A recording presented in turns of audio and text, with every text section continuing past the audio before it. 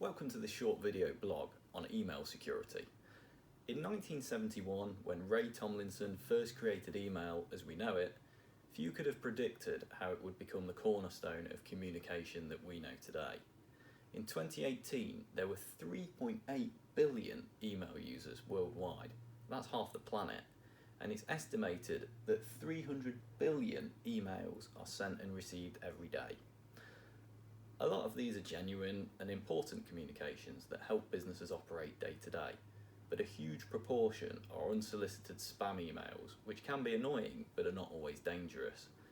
The danger arises from the scam and phishing emails and the social engineering that scammers use to persuade you to hand over your most sensitive information. So how do you know what to look for in a scam email? Let's take a look. You don't know the sender. The email contains misspellings and/or poor grammar. The subject line and the contents don't match. The email contains a virus warning. And the email contains attachments like .exe files. The most plausible scam emails are the ones that appear to be from trusted sources. Phishing emails claiming to be from trusted sources such as your bank, HMRC, Microsoft, or anywhere else that you have an online account. They will usually ask you to click on a link and then disclose personal information, so how can you tell them apart from the real thing? Let's take a look.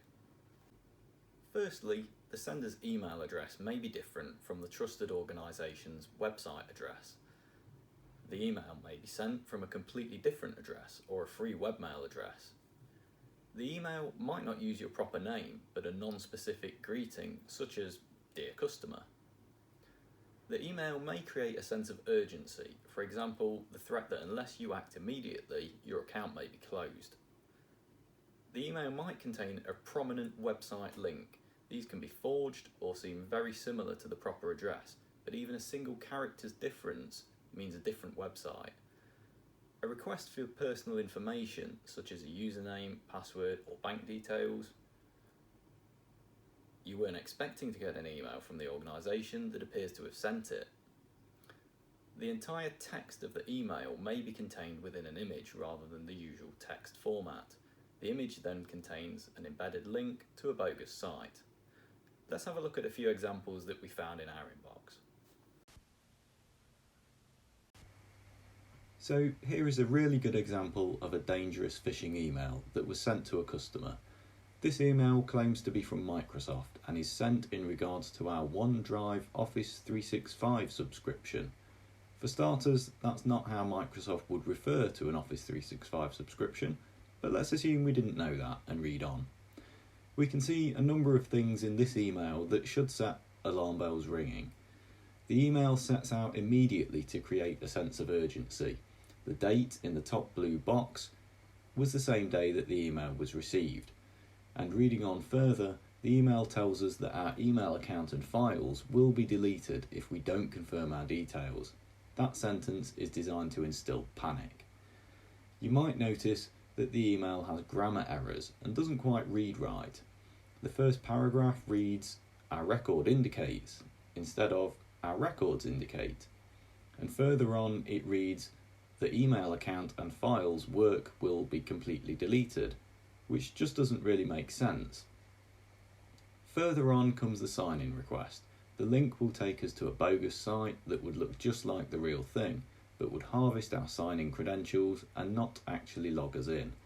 Now, armed with our Office 365 credentials, the scammers could use our email account to compromise more personal information or for any number of malicious purposes, and with access to our OneDrive could potentially hold us ransom over our files. The link itself looks like it could be a genuine Microsoft address. However, when we hover over it, it shows a completely different address to the one in the email. Further down, they've put a series of X's where the organisation name should be, probably because they don't have that information. Notice that there is very little to identify that the email is intended for us specifically. It's generic and could be sent to anyone, and I'm sure it probably was. The biggest giveaway here was that the recipient didn't have an Office 365 account, but it's easy to see how you could be duped if you did have one. If you have one, a spam filter would probably identify this email as spam, and it would prevent it from ever reaching your inbox. But if you do ever find yourself in receipt of a similar email that you weren't expecting, never click the links. Instead, open your browser and navigate to the trusted website by typing the address in or by searching for it. Look out for these telltale signs. Protect your inbox with a spam filter, and if you're ever unsure of an email, contact the organisation directly via their official channels. And remember, we are always here to offer advice should you receive anything dubious. Thanks for watching.